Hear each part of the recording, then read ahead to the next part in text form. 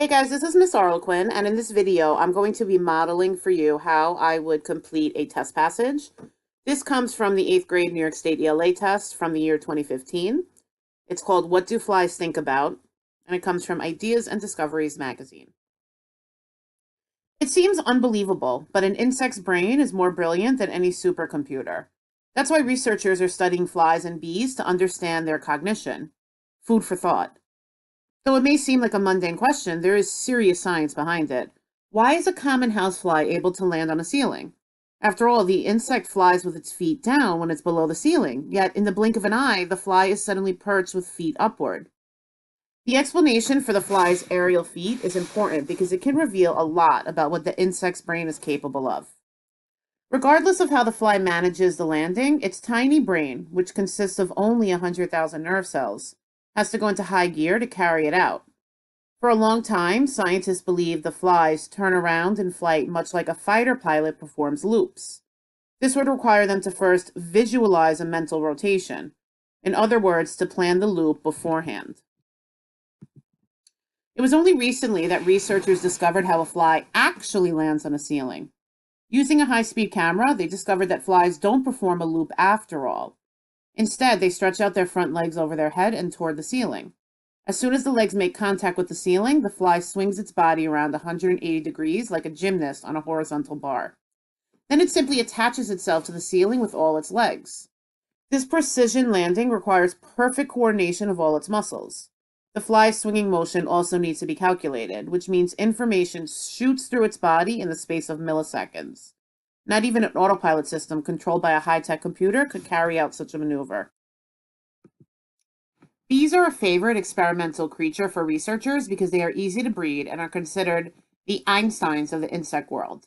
These striped geniuses perform intellectual feats that cannot be taken for granted, even among mammals. Bees can count, distinguish between objects like humans and dogs, recognize complex shapes, learn things, navigate across great distances, and remember their routes, and return to their hives and tell other bees exactly where the tastiest flowers are. Compare that with the difficulties humans can have when finding their way around an unfamiliar city without a map, not to mention having to describe to friends the route they took. Brain size is not necessarily an indicator of intelligence, says bee researcher Lars Chitka at Queen Mary University of London. Larger brains usually utilize the same circuits over and over again. This might make for more detailed thinking or remembering, but it does not guarantee the thoughts or memories will be better. Bees are also social insects that create complex colony systems and display a high degree of social behavior.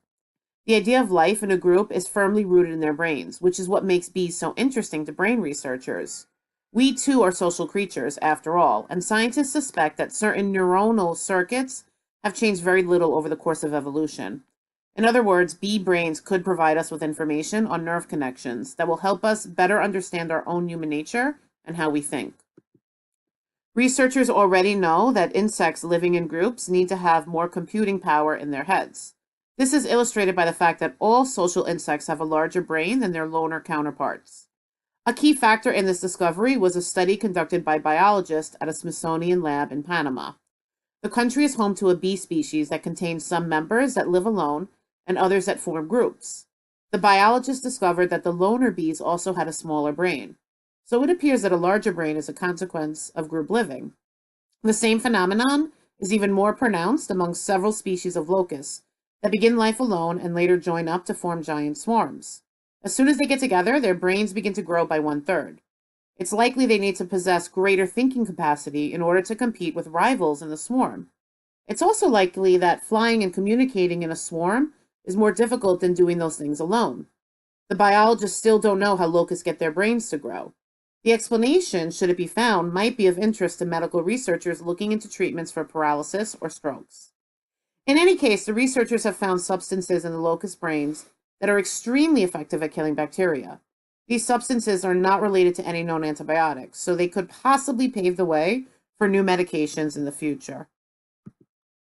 Such discoveries are definitely pointing scientists in a new direction.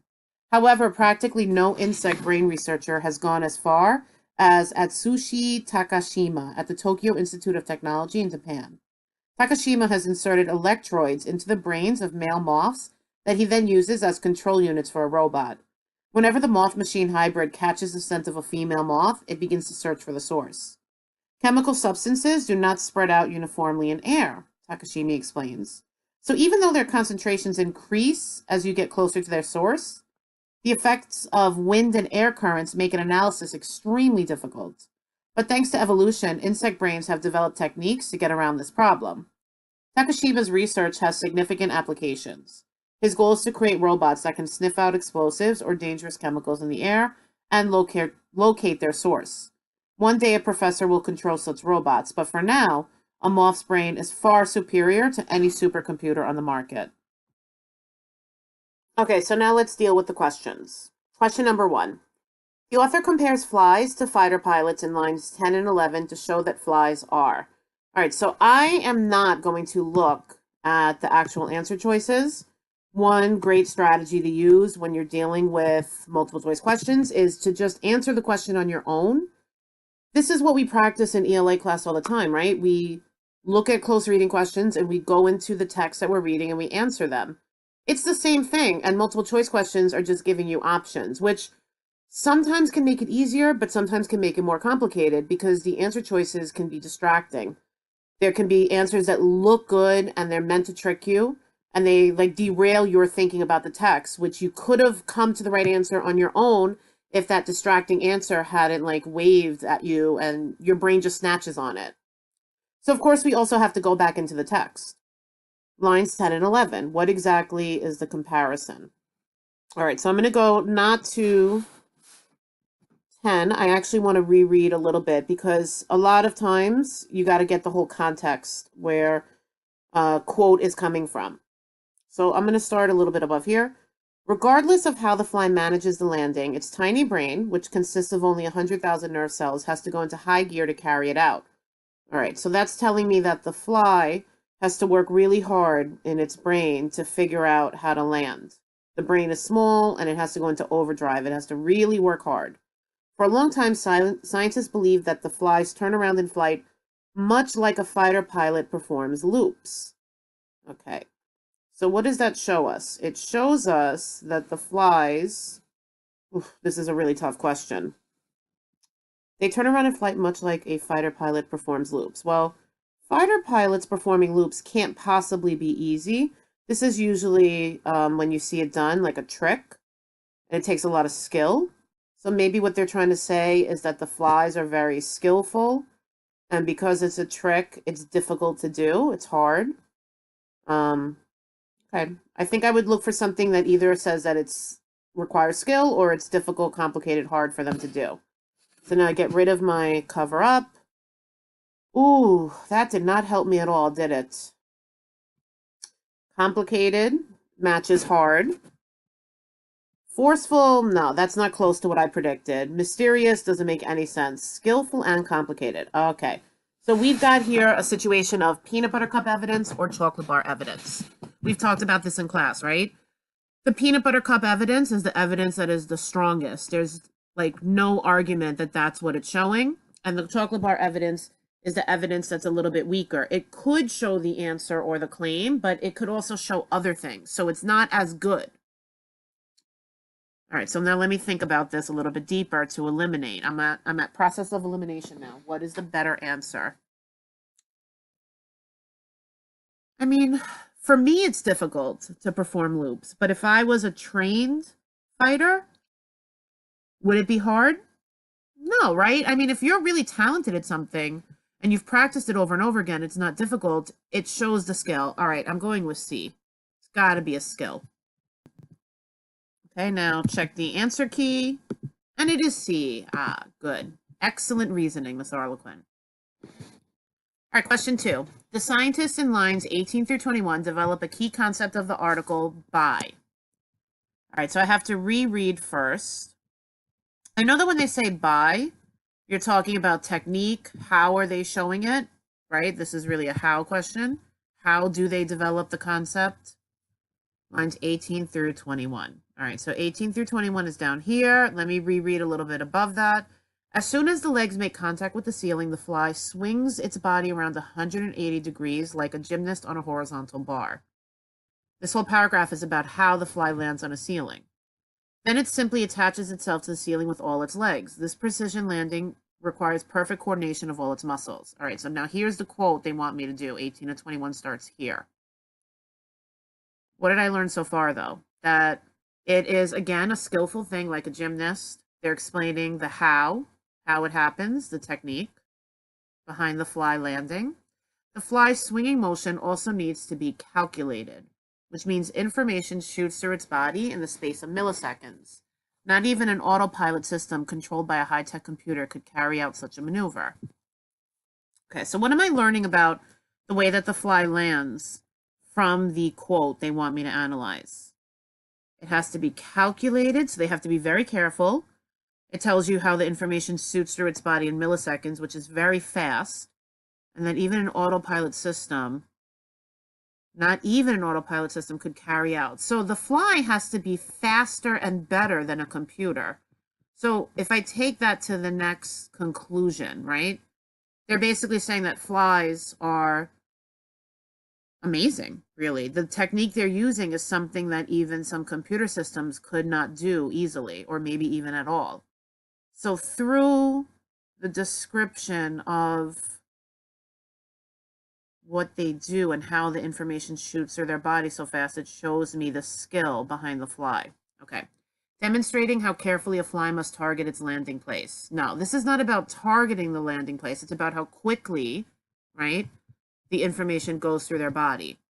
Revealing the difficulty of conducting research on how a fly lands. This is not about the research. It's about what the fly actually does in the moment. Illustrating the complexity of the process a fly's brain must control. This looks very good, right? It's calculated, the information shooting through its body, the brain has to send it through the body. Explaining how rapidly, ooh, no, this looks better, rapidly, milliseconds. The fly's landing occurs after it makes a loop. All right, so I'm definitely torn now between C and D. Let me think very closely, right? This is a complex test. You cannot just jump onto an answer choice because they try to trick you. Like, I'm jumping on the fact that it says rapidly because I highlighted milliseconds in the text evidence. But is this the same thing as what's being described in the text? D, explaining how rapidly the fly's landing occurs. Does the fly land very quickly? They say that they have to calculate quickly. But are they landing quickly? I don't think that's what's being described, but it is describing how complex it is. See, this is a trick. Very, very good trick. It almost got me. Because it's not that they're landing so fast. It's that the brain has to work fast. It's complex. So I'm going to go with C. And that is the correct answer choice. All right, question number 3. Which information best develops the view that bees are the Einsteins of the insect world? In line 23. All right, so line 23 is at the beginning of the paragraph. Bees are a favorite experimental creature for researchers because they're easy to breed and are considered the Einsteins of the insect world. All right, this seems fairly easy, right? The Einsteins means that they're smart. So now, how is that developed? So I got to look at the rest of the paragraph, right? But this is actually a question where I do have to look at the answer choices. The answer choices are probably going to come from the paragraph. This is asking me what evidence best supports the answer choice. All right, so let's get rid of this box. A, the discussion about the larger brain sizes of bees. B, the list of intellectual feats that bees can accomplish. C, the reasons that researchers are interested in studying bees. Or D, the information about the complex colonies that bees live in. All right, the reason that researchers are interested in studying bees might be because they're smart, but that's not the strongest evidence because already answer choice B is pretty good. It's much better than C, right? If you can do smart things using your brain, then you are an Einstein. If you build complex colonies, then that could also show that you're smart. So that's a good answer choice too. The larger brain sizes. If you have a larger brain size, does that automatically mean you're smart? Let me go back into the paragraph. Thank God I did. I didn't even remember this, but I see it already. My eye scanned very quickly and saw brain size. Brain size is not necessarily an indicator of intelligence. Eliminate. This is a trick, and it's for somebody who is not going back into the paragraph like I did, because you hear larger brain size and you might automatically think that means you're smarter. But I questioned it. I was skeptical. And I went back into the paragraph, which is training, right? We always talk about that. Find your text evidence, prove it. And because I did that, because I followed the steps I've been taught, I could eliminate a trick answer. So I'm either going with B or D. Complex colonies. Bees can count, distinguish between objects like humans and dogs, recognize complex shapes, learn things, navigate. All of this proves that they're smart, right? And all of this stuff actually comes right after the sentence where he mentions that they're the Einsteins of the insect world. And that's actually the way writing usually flows, right? You make a claim, and then in the next sentence, you start to give your evidence to prove it, which is going to lead me to believe that B is really the correct choice. I mean, just from a writing standpoint, I know that that is the way that writing goes. It makes it a better choice. Complex colonies. Compare that with the difficulties humans can have when finding their way around an unfamiliar city without a map. Not to mention having to describe the route. I mean, this is definitely a good answer, but could them having a complex, is including their complex colony, the way that the author is proving that they're smart? No, they're using it to compare to human beings who have a hard time going around a city. So this detail's not really showing how smart the bees are or that they're Einsteins. It's clearly B is the best answer choice. And is that the, yes, it is B. All right, 4. Which central idea of the article is most supported by lines 34 through 40? All right, so what is the central idea of the article? I learned that flies and bees, they are really smart and skillful and are able to do these amazing things. But let me look at 34 through 40 and see what is 34 through 40 really talking about. It's this whole paragraph. Bees are also social insects that create complex colony systems and display a high degree of social behavior.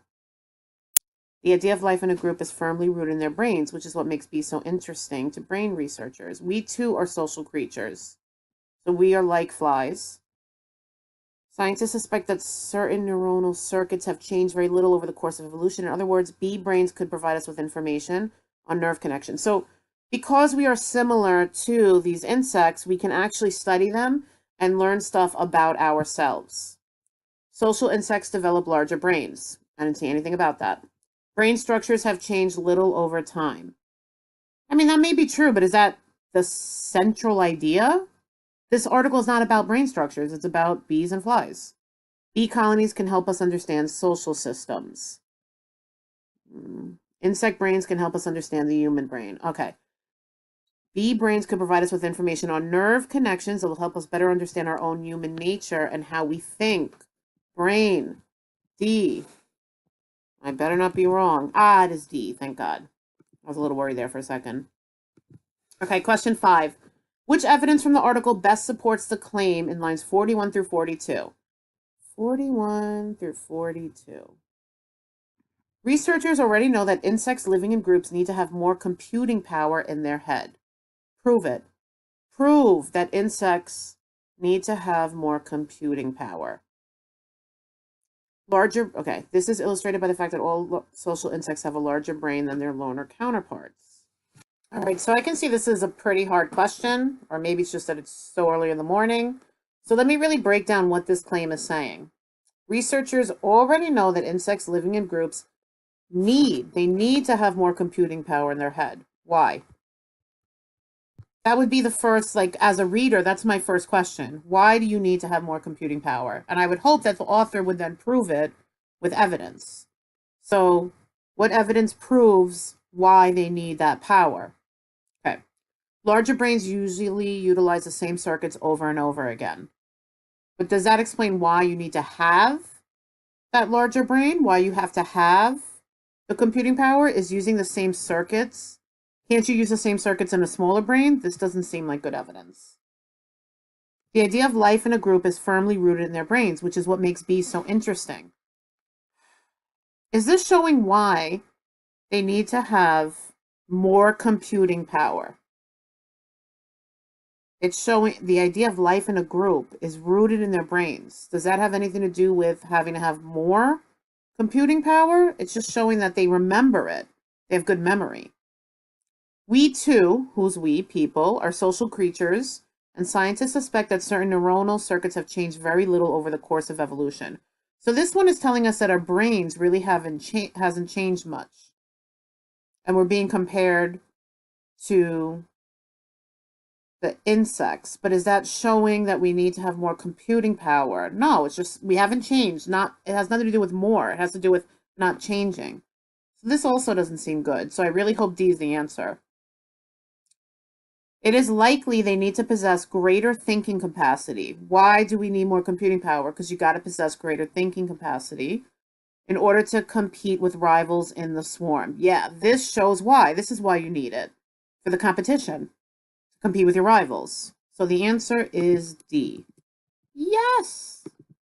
All right, almost done. Question 6. What is the most likely reason for including information about the Smithsonian Laboratory? All right, let's look at the paragraph where they talk about that. Researchers already know that insects living in groups need to have more computing power in their head. This is illustrated by the fact that all social insects have a larger brain. A key factor in this discovery was a study conducted by biologists in Smithsonian Lab. Okay, they make a claim. They tell you how it's illustrated. In the previous question, we figured out why they need it, because they need to compete with the rivals. And now they're giving an anecdote about how all of this was discovered. The country is home to a bee species that contains some members that live alone. Okay, so they used this lab because in this lab they were able to study the loner bees, but they also then wanted to compare it to the social bees. So this particular lab was able to make that comparison. The biologists discovered that the loner bees also had a smaller brain. Okay, so this is really contrasting. Loner bees with a smaller brain versus social bees with the larger brain. To emphasize the results of a major study about bees. Kind of a vague, weak answer. Wait a minute. Is that a vague? Well, it is talking about the results of a major study. All right. I don't know if I want to eliminate that right away. To illustrate why biologists should conduct. Is it telling me why? No, it's just talking about the study, right? Because they talk about what they discovered and how they saw the loner bees with the smaller brains, and that when they made them social, their brains began to grow. So it is showing the results. It's not illustrating why we should conduct it. To point out that the biologists still know very little about locust brains. The biologists still don't know how locusts get their brains to grow. They do say that, but is all of this about, no. The study was about the bees with the small brains who were loners. It was not mostly about locusts, so this can't be correct. To provide evidence that other countries are performing studies of locust brains. I mean, is that true? Even if it's true, all of these details that I was annotating about the smaller brains versus the larger brains has nothing to do with this. So thank God I slowed down. See, what I noticed is I was going way too fast at the start of looking through these answer choices, which is why I slowed down. I caught myself. I caught the mistake. I'm pretty sure A is the answer. And it is. Thank God. Life lesson. Slow down. Don't go too quickly. Our final question. Lines 58 through 69 suggest that the author believes. Okay, let's read it. Such discoveries are definitely pointing scientists in a new direction. However, practically no insect brain researcher has gone as far as this guy. He inserted electrodes into the brains of male moths. He used it to control a robot. Chemical substances don't spread out evenly, so it was difficult experiment, but thanks to evolution, insect brains have developed techniques to get around this problem. Great. So he studied how insect brains solve problems of evolution. His goal is to create robots that can sniff out explosives. Okay. What does the author believe? This is the future, right? This is something that we could do and how we can use insects in the future. The study of moths will reveal changes in insect brains. I don't know. The study of moths can provide ways to enhance technology. Moth research will teach scientists more about the human brain. Scientists should develop more advanced methods of moth research. This is opinion. I don't see opinion here. He does say that one day a professor will control such robots, but for now, a moth's brain is superior. Okay, for now, it's superior to any supercomputer. But this seems like he's saying maybe in the future, the computer can grow and be stronger than the insect brain. So again, I'm eliminating this. Study of moths will reveal changes. He's not talking about changes in the brain. He's connecting it to technology. It's not about the human brain now. Now it's about technology, so I'm going to go with B. C, yes. Perfect. Perfect score. I win.